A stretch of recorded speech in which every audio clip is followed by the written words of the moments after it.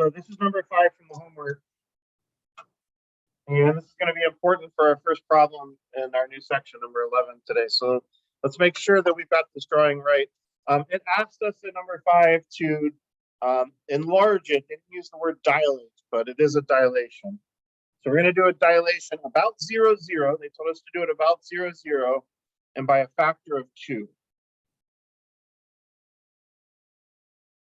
So we're going to double our distances, but we are always going to count from 0, 0. So from this point A. Now, what did you guys figure out happened with A? We didn't talk about this last class. What happens when you have a point that's right at the center of dilation? Yeah, you go up 0 and over 0, right? And when I multiply that 0 and that 0 by 2, it's still 0 and 0, isn't it? Which means where's A going when we dilate? Nowhere. It doesn't matter what my factor is. If you have a point that's at the center of dilation, it's going to stay right there. Is that familiar to you? Did that happen with any of our other transformations? What was the other one that if a point was at a certain place, it didn't change? So if it was on the line of reflection, anything that was on the line of reflection stayed right where it was. There was another type of transformation where certain special points would move. Yeah, not all rigid. Rotation. If you rotated something, the center of rotation stayed where it was. So at any rate, this A point is not going to move, but B and C are not on the point of dilation, so they should move. So I'm going to do C first because it's easiest. To get from A to C, I have to count over 3, but since we're doing a factor of 2, I want to do that same thing, but double it. So now I'm going to count over 6. And we always start from the center of dilation and count. So 1, 2, 3, 4, 5, 6, we get me to here. Here is my C prime. Don't forget to put that little prime next to it so we know it's the new point. To get from A to B, I have to go over 3 and then up 1, 2, 3, 4. So to get from A to B prime, we need to double both of those. So instead of 3, I'm going to go over 6. Instead of going up 4, I'm going to go up 8. Because our factor is 2, we're multiplying everything by 2. So over 6, up 8 is going to get me here. This will be my B prime. So when I draw my new triangle, it's going to kind of overlap with the old triangle. Right? Any questions on that? That's pretty key. That was our main focus of our lesson last class. Are we feeling pretty good about doing a dilation at number 5? Okay, so let's talk about that number 11 because this goes along with number 5. It's the same picture. 11A said which side corresponds to CB. So CB is this side here that's vertical. Which side of my new triangle would match up with that? What do you think? C prime, B prime. And they said, which side corresponds to AB? Side AB is the diagonal side here. The diagonal side of my new triangle is, well, A prime, B prime. Do you think you'd be able to answer that question without even a picture in front of you? I bet you could. All right, part B. There are a couple different things I'm hoping you noticed here. If you focus on 2 of the sides, I'm going to focus right now on A or CB and C prime, B prime. Someone talk to me the relationship about those 2 sides. What did you notice about those 2 sides? What relationship? They are parallel. Is that true with all of our pairs, like AC and A prime, C prime? They're kind of parallel. They're right on top of each other. They have the same slope for sure, right? Technically not parallel because they're right on top of each other. There's a word for that. They're concurrent if they fall on top of each other. You don't need to know that though. So parallel or same. I'm going to just write same slope instead of parallel. Same slope, meaning they're either going to be parallel, they're going to be right on top of each other. What else did you notice about the relationship between, what's the relationship between their lengths? Alex?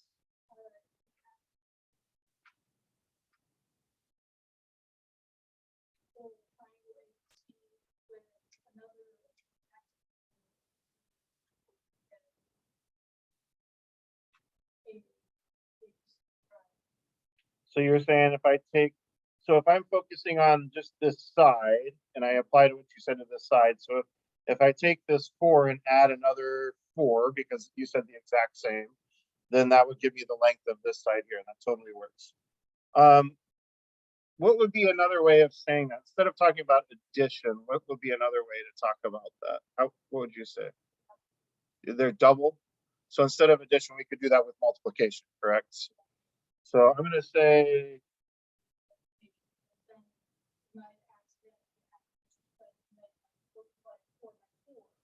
correct. You're right. You're right. So it's important that when we do multiply a length, that we always multiply it by exactly what the scale factor is and not something different. That's good. I love that. You just identified a potential place that you could make a mistake. That's good. And now as you go forward, I know that you're going to be looking out for that, right? That's great. Okay. Let's see.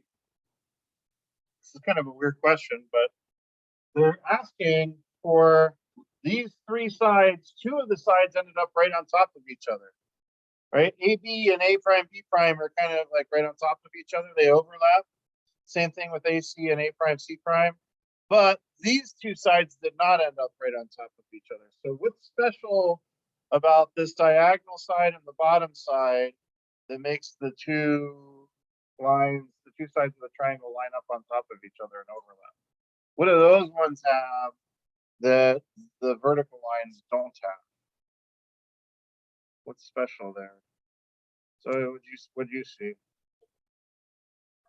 So these 2 lines go through the dilation point, and any line that goes through the point of dilation is going to overlap with itself when you do a dilation. So I would say that AB and AC go through the center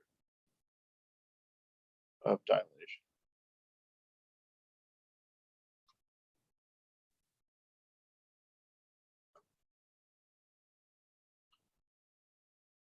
Now D, this kind of gets back to what you brought up a moment ago, Alex. Alex said a moment ago, to look at this length and relate it to this length, you would add the same amount onto this to get this. What part D is asking you is there one specific number that I could add on to all of my original sides to figure out the lengths of all of my new sides? Like, for example, I could take this 3 and I could add on 3 to get 6, right? But does adding 3 work for these 2 sides? And does adding 3 work for these 2 sides? No, addition doesn't work. We have to multiply, right? So the answer is no, we need to multiply.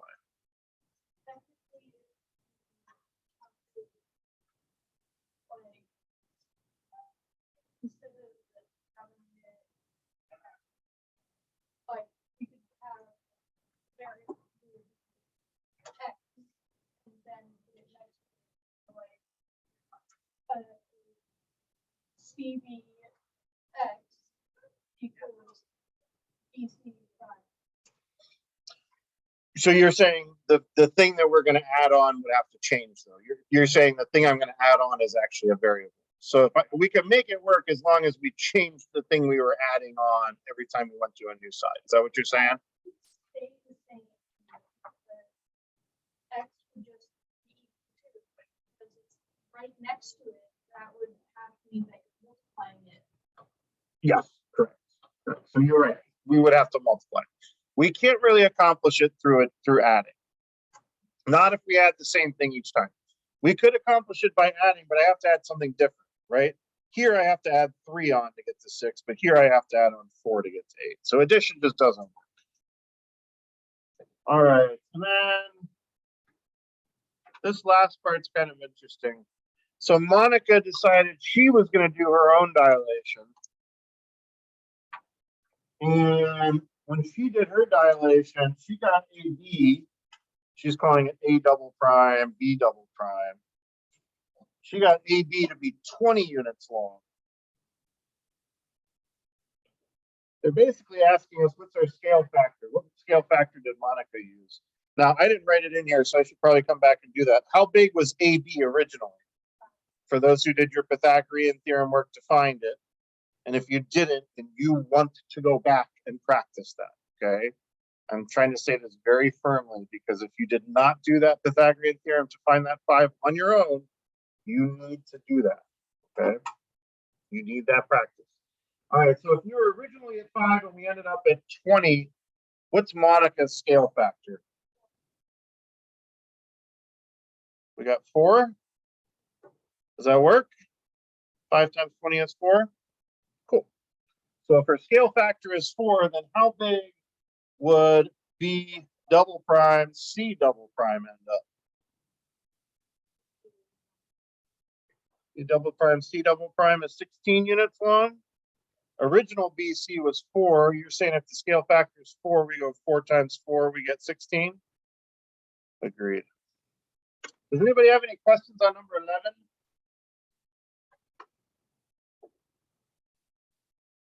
We're just going to work through a couple of problems today.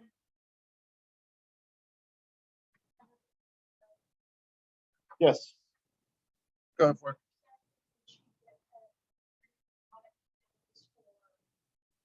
Where did she get it from?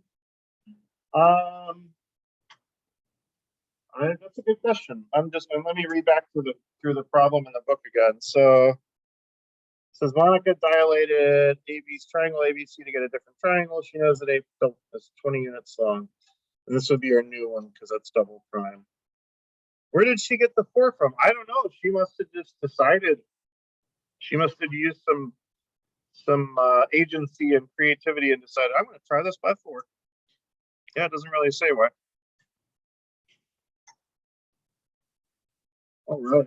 We're going to move on and look at 13. We're not going to do all of 13, but this is where you're going to need your graph paper. So if you don't have graph paper, please grab some stack over there. If you do, get that out.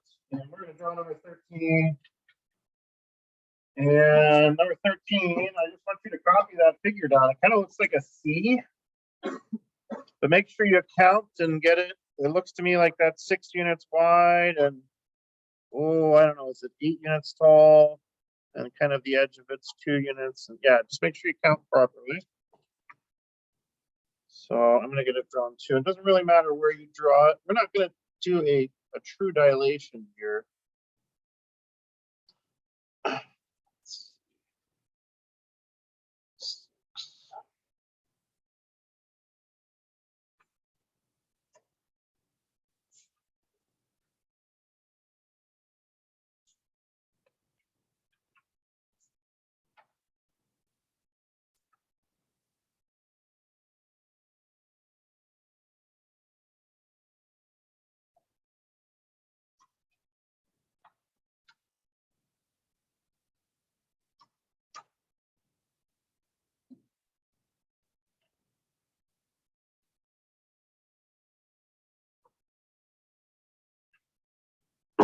When you get that drawn, could you label the lengths of all the sides?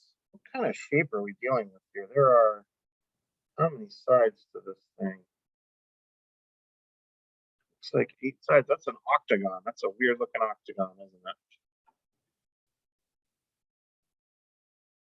So like the top is 6, and this is 2. This is 2.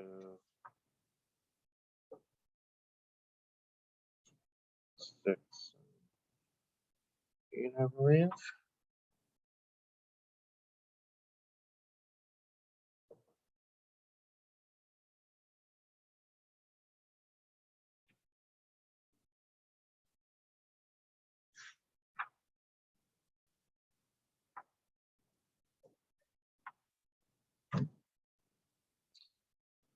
Okay. So we're going to do part B. And then part B, they want you to take this thing and it says a zoom factor is what they're calling it. I'm calling it a scale factor, but same idea.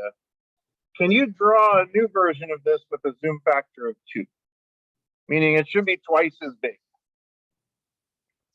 So draw me a new C.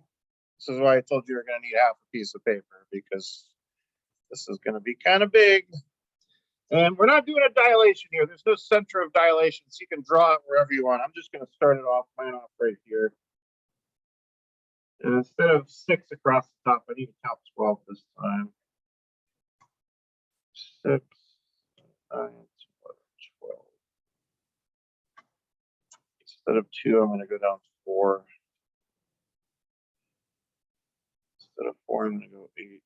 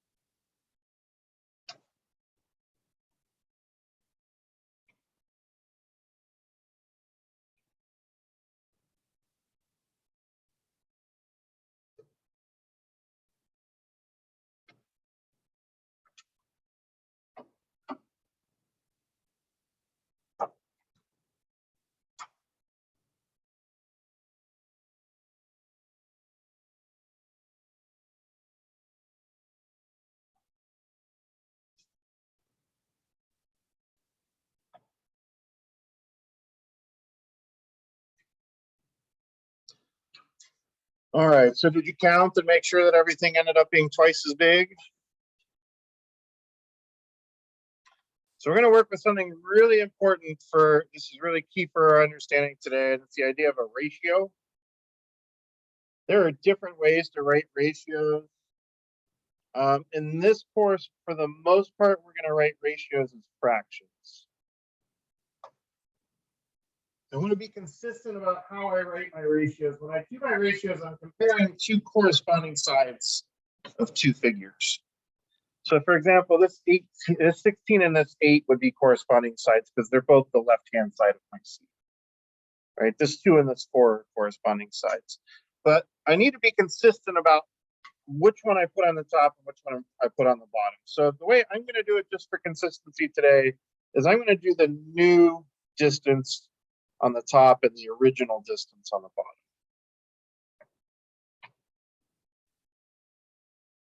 So I would like us to do some tests on here. Let's talk about the top ratio. When I say the top ratio, I'm talking about the top of our picture, this top of the C. So we're going to put some actual numbers into our ratio this time. The top of my C was 6 in one of my figures and 12 in the other. If I'm being consistent using this as my blueprint, which one's going to go on the top, the 6 or the 12? The 12 was the new one. The 6 was the original. 12 over 6 is a fraction. That's wonderful, but we could simplify that fraction. What can you divide both 12 and 6 by? Divide by 2 on the top, divide by 2 on the bottom. Oh, we can go better than that. Give me a bigger number that we can divide them both by. Let's divide them both by 6. 12 divided by 6 is 2. 6 divided by 6 is 1. That's 2 over 1 or just 2. I don't know why I wrote 1 there. So my top ratio is 2 over 1 or 2. What is my left side ratio? So my left side ratio, I'm talking about these two sides here. 16 over 8. And let's reduce those as well. What divides into 16 and 8? 8 divides into both of those. If I divide those both by 8, I'm going to get 2/1 or 2 again. Oh my goodness. Do you think that's a coincidence? Probably not. Let's do one more. Let's do the inner ratio. And what I mean by the inner is I'm talking about these 8s here on the inside and these 4s here on the inside. So what would my inner ratio be? Let me write it over here so I can actually get it on my screen. My inner ratio is going to be 8/4, the new one over the old one. 8/4, which lo and behold, oh my goodness, it comes out to 2 again. And they should all be 2, right? Does it make sense to you intuitively why it's 2? Because we enlarged it by a factor of 2, right? So these two shapes here are not congruent. Agreed?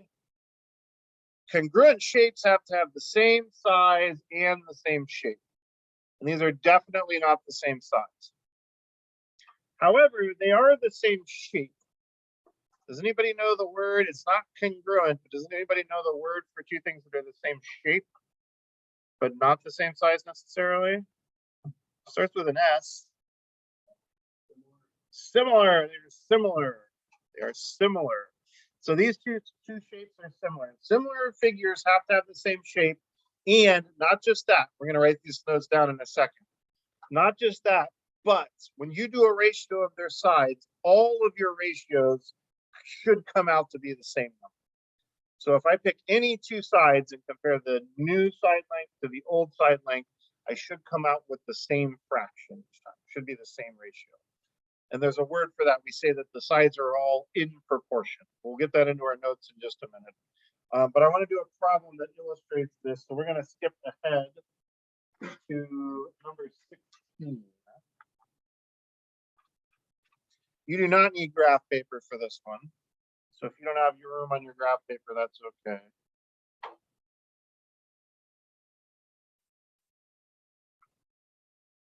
And we're going to do part A together, and then eventually we're going to come back and look at part B. All right, part A says, assume one triangle has side lengths of 6, 7, and 10. So I'm not going to bother trying to measure this out. I'm just going to draw sort of a generic triangle. And then there's another triangle that's a little bit smaller than it. So I'm going to draw kind of another smaller triangle next to it.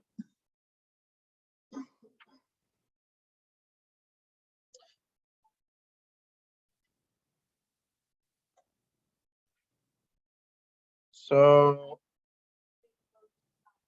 yeah, this is just a rough sketch. You're right. I could connect that up. I'm just making a rough sketch. This is not to scale. So I'm going to go 6, 7, 10 here. Now it almost looks like this side is longer than this side, but I don't really care what it looks like. I just want to get an idea of where my sides are. Now, when I put the 3 and the 4 and the 5 on this, let's be smart about this. We're going to check and see if these two things are similar. So I want to kind of match up the smallest with the smallest and the biggest with the biggest. I've got my smallest side here as 6. So I want my smaller side for the other triangle to be here also. So what's my smallest number out of your book? 3 is the smallest. In this triangle, 10 is my biggest, and that's on the bottom. So what's my biggest from the book that I'm going to put on the bottom here? 5. And then 7 is kind of the middle one, the mama bear side, right? Was it the mama bear or the baby bear that always had like the one that was in the middle? Like, this bed's too hard, this bed's too soft, this one's just right. The baby bear was the one in the middle? Okay. So baby bear. Baby bear was 4. That was kind of our middle one, same with the side there. And my question is, and I want you to all write this down in your notes, is are the triangles similar? Question mark. Now they are both triangles. In order to be similar, their angles all have to be the same. Now, I don't know anything about their angles just yet, but let's talk about the second thing that has to be true. Their sides all have to be in proportion. So I want to focus one by one on the pairs of sides. Let's go, I don't know, let's kind of go the 6 and the 3 first. So write me a ratio for that side here, right down here. Which one am I going to put on the top? You want to do the 3 on the top? Okay, so we'll do 3 on the top and the 6 on the bottom. So 3 over 6. Does that reduce? Yeah. You betcha. Does it reduce to 2? Put your phone away, please. Coley. Phone away. Thank you. 1 over 2.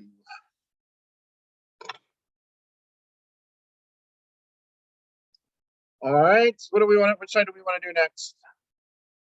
The bottom? Okay, let's do the bottom. We got 10 and 5. So write me a ratio with this. Now I need to be consistent. My last ratio, we put the smaller number on the top, the bigger number on the bottom. So let's be consistent with that. Smaller over bigger. So 5 over 10. And that comes out to be, that's also 1/2, isn't it? So far, so good. Now, if this last pair also comes out to be the same ratio, then we are in business. The answer is yes. Is it going to work though? We got 4 and 7. Is 4 over 7 equal to 1/2? Oh, bummer. So this one ended up being 1/2. And this one ended up being 1/2, but 4 over 7 actually doesn't simplify. That's not the same thing as 1/2. So are the triangles similar? No.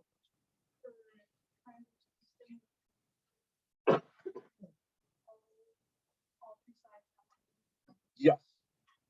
Perfect. So did you guys hear Alex? If for 2 triangles to be similar, all 3 sides have to be the same ratio. They have to be, and that's called in proportion. Now, to expand that to shapes in general, in order for 2 shapes to be similar, all of their sides have to be in proportion. So if we decide to deal with a decagon, has 10 sides, you would have to do 10 different ratios and make sure that they all came out to be the same number. Now, as soon as you got 2 that were different, though, then you would stop and say, what? They're not similar, right? So if we had done these 2 first, we would not have even needed to do this last one, because as soon as you get 2, the answer is no. So they are not similar because, let's go ahead and write, this is our notes. So we want to make sure we know why they're not similar. The sides are not in proportion. In proportion. And what in proportion means is all the same ratio.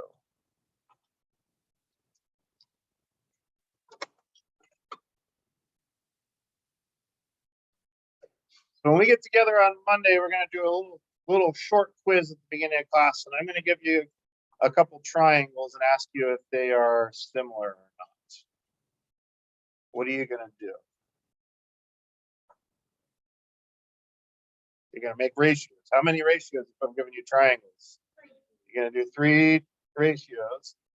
And you're going to check, and when you make those ratios, you're going to simplify them if you can. If they all simplify down to the same thing, then the answer is yes, they are similar, but because the sides are in proportion.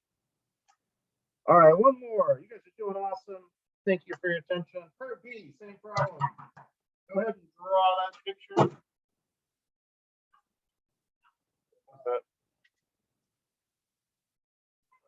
Excuse me. Oh, okay. Thank you.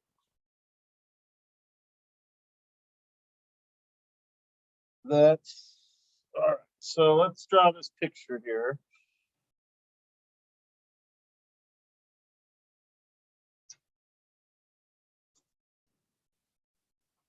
They got it covered, I'm sure.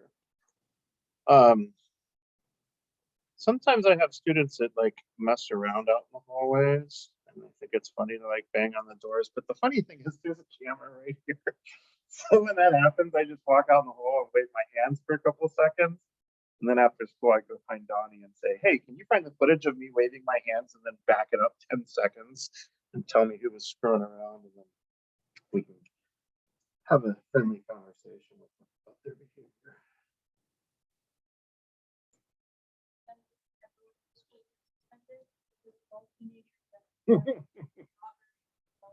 Oh, no, but you bring up a good point. Sometimes people make silly decisions because their brains are still developing. But that doesn't mean that like so you make those decisions. Usually, you understand that they're not the right decisions, right? Sometimes, like right as you're making them. And if that's the case, then when an adult comes to talk to you about it, then you make sure to say, like, yeah, no, I realized I screwed up as soon as I did that. I shouldn't have done that. Okay. Now, in this one, they tell us that the figures are similar. So this is a little bit different.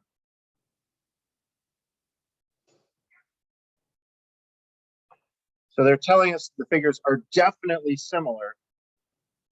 This time we have to work backwards to figure out what X and Y are. So we're going to do this using the ratios, okay? So what I would like you guys to do for me right now is to write me a ratio that has X in it. Now let's decide as a class, do we want X to go on the top or bottom of our ratio? Anybody have a preference? Top? All right, let's do top. X is on the top. Then what's going to have to go on the bottom? What matches up with X in these figures? 11 is going to go on the bottom. So that's one of our ratios. Now, right next to that, I want you to write another ratio, but the second ratio can only have numbers in it, no variables, only numbers. Okay.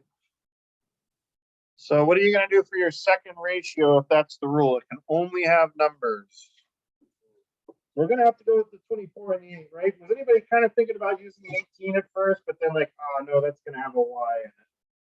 We got to do the 24 and 8. If we want only numbers, we're going to do 24 and 8. And double check for me, was I consistent? I had X on the top in this ratio and 11 on the bottom. Am I being consistent with the 24 and the 8s? I'm doing the right-hand figure on the top and the left-hand figure on the bottom again. It's important that we're consistent here. That's a really easy way to mess these up. All right, if these figures are similar, what should be true about these two ratios?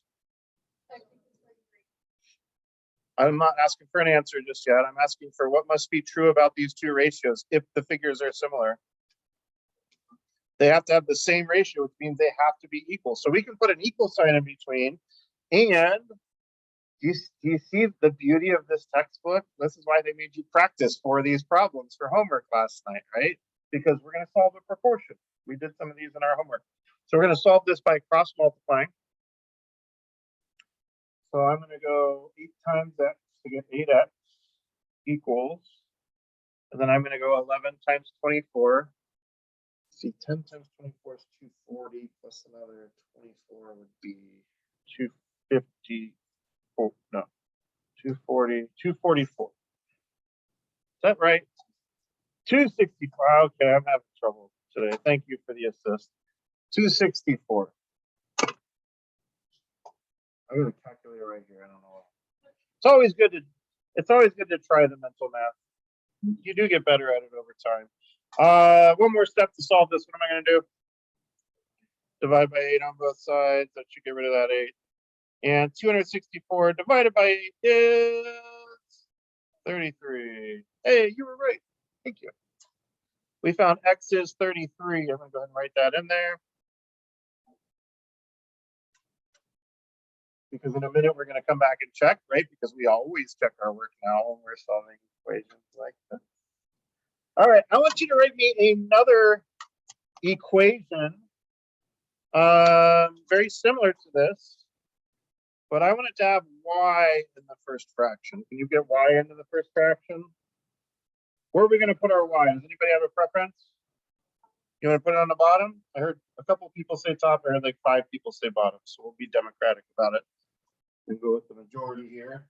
So putting Y on the bottom, 18 on the top. Now, Here's the thing. When I go over here, I want numbers. If I'm trying to make an equation I can solve, I can't have more variables over here. So I've got options now. I could go with the 24 and the 8 again, right? Or I could go with the 11 and the 33. Now, which one's the smarter option, especially if I'm taking a test? The 11 and the 33? If you're feeling very, very confident in this answer, then 1133 would be just fine. Oh, wait. Oh, so you want to use that and use that as a way to check your work? I suppose it could be. I think I would prefer to use, if I were doing it, I would probably go with the 8 and the 24. I would be afraid that maybe I made a mistake when I did this. Now I know this is right.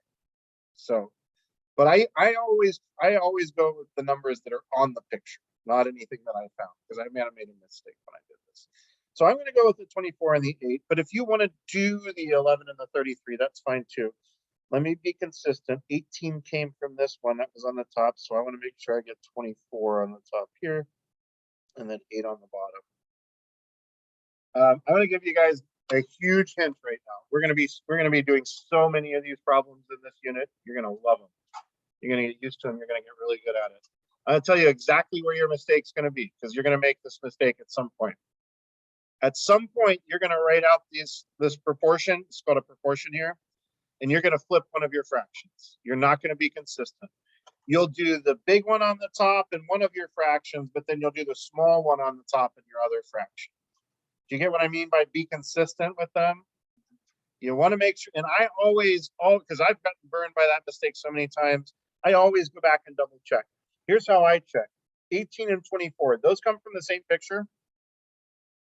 They came from this figure. Y and 8, did those come from the same figure? Yes. Okay. Then I've checked that I was consistent, and it only takes a second. All right. Now let's solve it. So cross multiply. Y times 24 is 24y. 18 times 8 is 180 minus 36 is 144. Yep. Hey, I got that one. That is 12 squared. Oh, which is going to help me when I divide by 24, because 24 is 12 times 2. So that would be 12, but half of 12 is 24 is twice as big, so 6. Right? Y equals 6. And now I've got an answer for y here. Question. Okay. Tell us how you did it. 24 divided by 8. I was trying to figure out the scale. So you did it by finding the scale factor first. This works also. That's awesome. And I'm going to use something, I'm going to use a similar way to check my answer. So I'm going to kind of go forwards, but that's great. So we've got a suggestion that we could have done this differently. Now I'm going to stick with these answers. We'll come back to that in a second. I'm going to check my answers. I'm going to go 8 to 24. What would my scale factor be to go from 8 to 24? Times 3. So then 6 to 18 should also be times 3, is it? Oh, it is. And 11 to 33 should also be times 3, and it is. We could have actually used that to figure out what these are. Now, I'll tell you that that will work for you sometimes, but not always. Okay? And because of that, I'm going to ask you when we do the homework, could I get you to practice doing the homework using proportions like we've done here? Because you're going to run into some problems where finding the scale factor just is not very convenient. You're going to have to set up a proportion to solve. Question.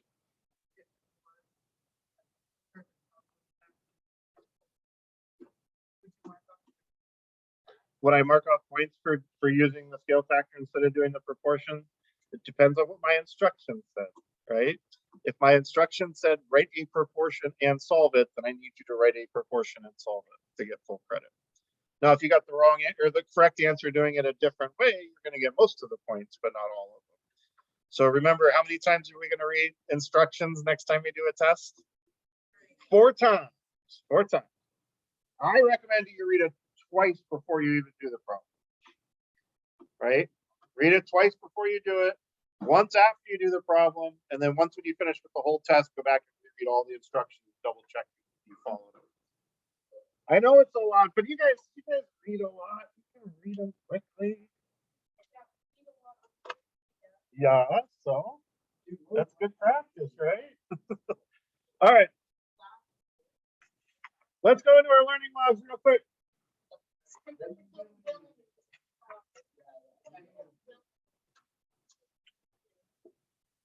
All right.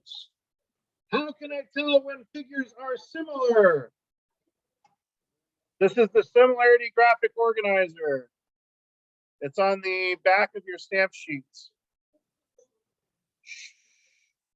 Come on, guys, let's get this wrapped up here. How can I tell when figures are similar? Yes.